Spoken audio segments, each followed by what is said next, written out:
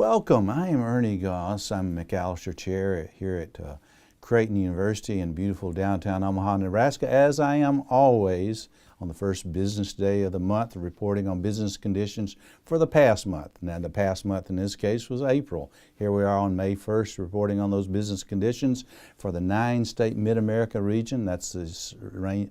It ranges from North Dakota and Minnesota in the north right down the middle of the country to Oklahoma and Arkansas in the south.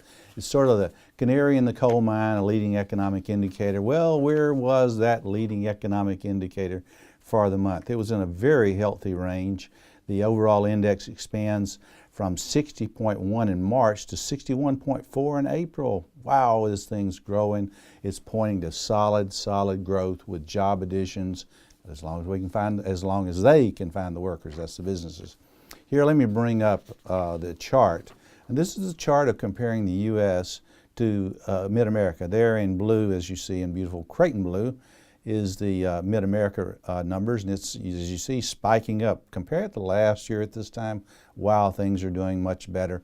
Look there in red, the U.S. number will come out later on this morning. That's the U.S. ISM number, Institute for Supply Management. Same questions. It'll come out. I expect it to be up as well. In other words, the economy is churning along, but you wouldn't know that from the release of Q1 GDP numbers. Not that good, as you know. The job index, April's job index, 62.9 from April's 62.6. So really good, solid growth numbers. Over the last, now when we look at the actual numbers, the region has added jobs at over the last 12 months, 0.9%.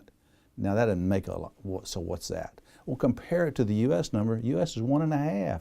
So this part of the nation is being weighed down by agriculture, and of course it's showing up. Now you may say, well, I thought you said the numbers were good. They were good. They are good, just not as good as the U.S. numbers which are coming out.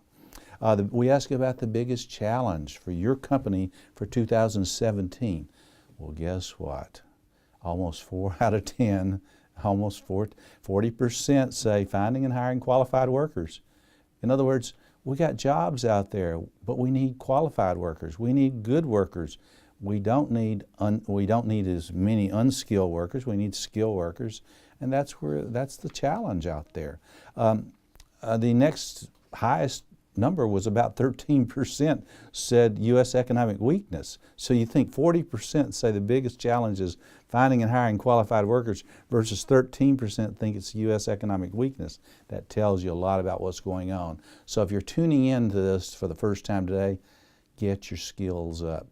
And be mobile. Get out there. There are jobs out there. We ask about a rate hike, and of course our inflation gauge is still trimming along in a pretty good range.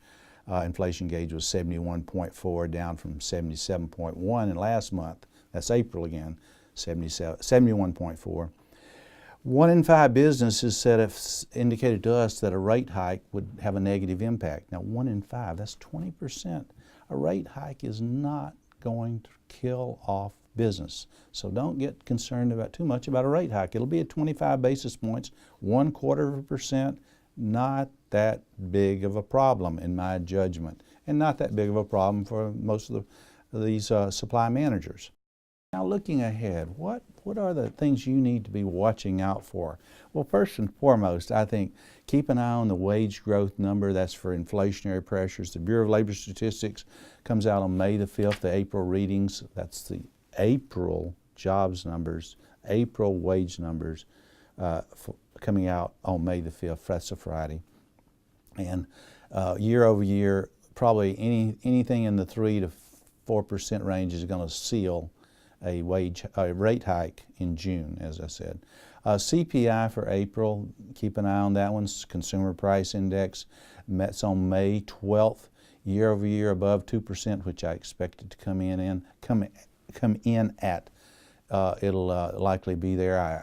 That's almost but almost baked in us. Let's just say that way, baked in. And I'm concerned. No, I think inflationary pressures are moderate. They're still not in a range we get concerned about.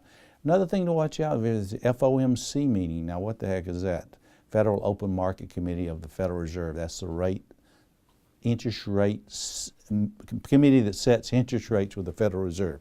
They meet again on May the 3rd, 2nd, 3rd, and then on June the 14th. Probably going to get some action on June the 14th. Now, what are the risks? What are the big risks facing you, us, the economy going forward? Headline inflation moving above 3%. That's a big risk, but I don't think it's going to happen. Marine Le Pen, if she wins the elections, the French elections on May 7th, that's it. In other words, she wins then, she is the president of France, and that's a big risk. Now, it's a global risk. What happens there is increasing global risk. You have a fleet of safety meaning our interest rates will go down, money will be flowing into the U.S. Now, of course, that's not such a bad thing for us, but it is bad for the euro. The euro will tumble if that does happen. She's threatened to take Frexit, take France out of the EU, and of course, that's a big deal. No corporate tax reform. That's another big risk. The market, along with almost all investors, economists, are counting on tax reform. Got to have that. Need it. Now, I'm not saying all of what the president put forth last week, but it's certainly we need to see some tax reform. So all in all, it was a good report. Healthy growth ahead. A little bit inflationary pressures up somewhat, but still in moderate range. Going to see higher short-term interest rates. Could see lower long-term interest rates, again, if Marine Le Pen wins the French election. So all in all, it was a good report. So thank you for tuning in. Here I am on the first business day of the month of May. I'll be back with you on the first business day of June. That's June the 1st, when I'll report on business conditions for the month of May. And until we meet then, until we join in and discuss this beautiful economy, may your economic cup runneth over. Thank you.